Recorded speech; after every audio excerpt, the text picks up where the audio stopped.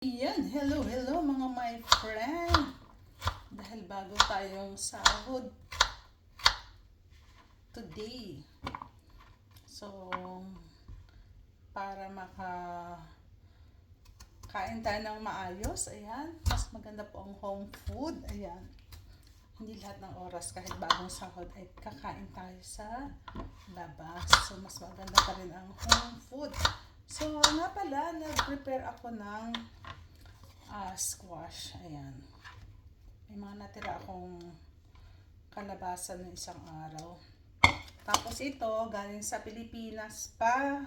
Dumating kami ng January. So, ayan, meron pang kagikit or chicken pastel. So, itong squash na to, haluan ko siya ng chicken pastel para at least healthy pa rin siya dahil may gulay.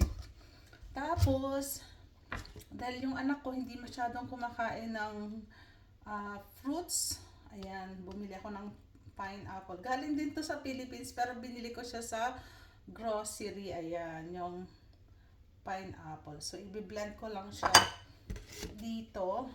Ayan, gawin ko siyang smoothie. Ayan. So, ayan, dito siya. So, ayan. Balikan ko kayo mamaya kung paano ko lutuin yung aking gulay. So, yun lang. Thanks for watching po. Bye!